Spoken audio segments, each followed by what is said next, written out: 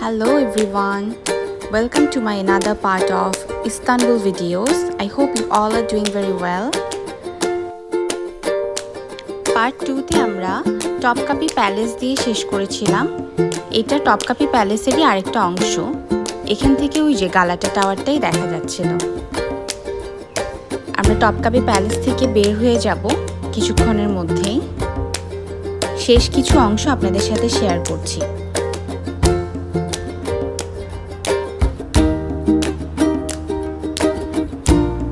আমরা এখনো প্যালেসের ভেতরেই আছি।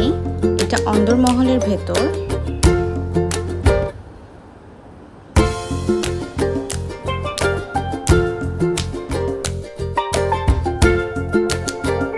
প্যালেস থেকে বের হয়ে আমাদের নেক্সট ডেস্টিনেশন হবে গালাটা টাওয়ার।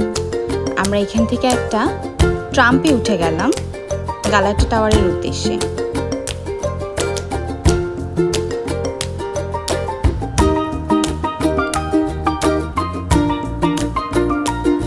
যেতে যেতে রাস্তায় সবকিছু দেখে দেখে যাচ্ছিলাম। খুবই সুন্দর এবং নিট অ্যান্ড ক্লিন একটা সিটি। আমরা পৌঁছে গেলাম গালাটা টাওয়ারে।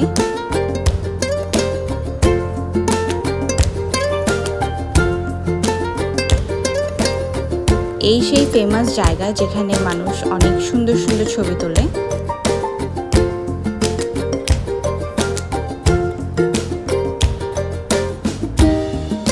আশেপাশে অনেক ভিজিটর্স ছিল।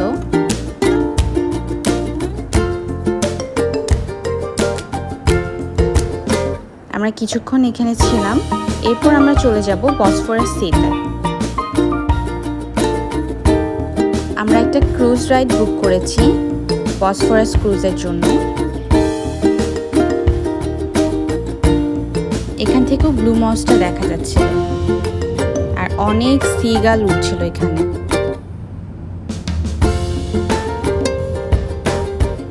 ইস্তানবুলের একটা আইকনিক ব্যাপার হচ্ছে এখানে অনেক বেশি সিগাল এবং ক্যাটস আছে।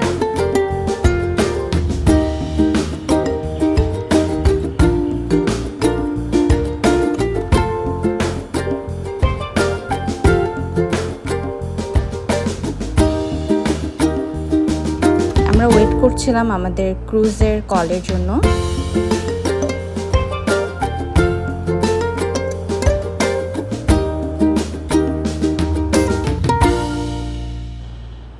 আমরা আমাদের ক্রুজ রাইড স্টার্ট করে দিলাম।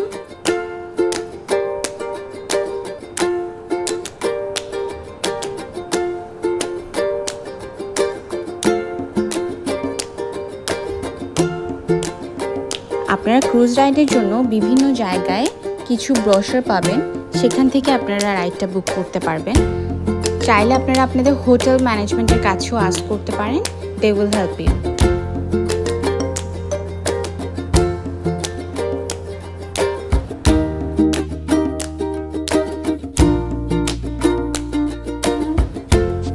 এই ক্রুজটা ইউজুয়ালি ইভিনিংয়েই হয়ে থাকে।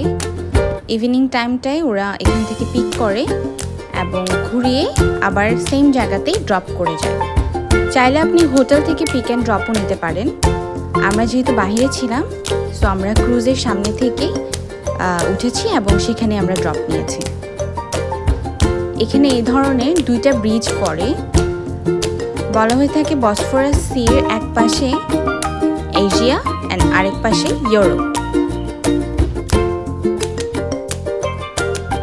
দেশের ভিসা নিয়ে আপনি মোটামুটি দুই দেশের ফ্লেভার পেয়ে যাবেন।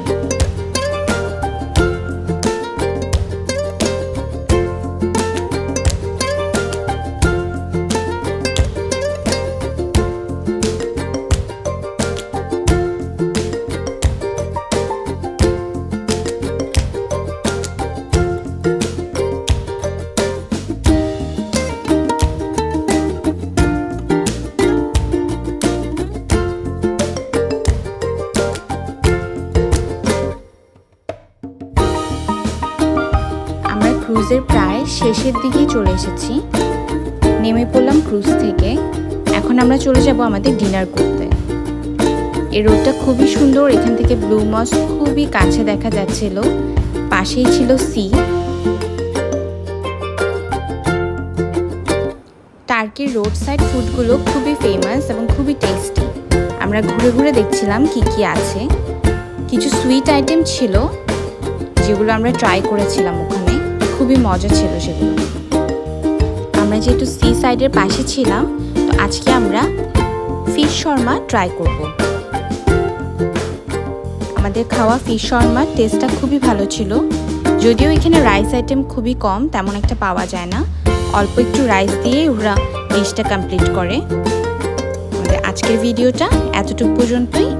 ওয়েট করবেন নেক্সট ভিডিওর জন্য। Thank you.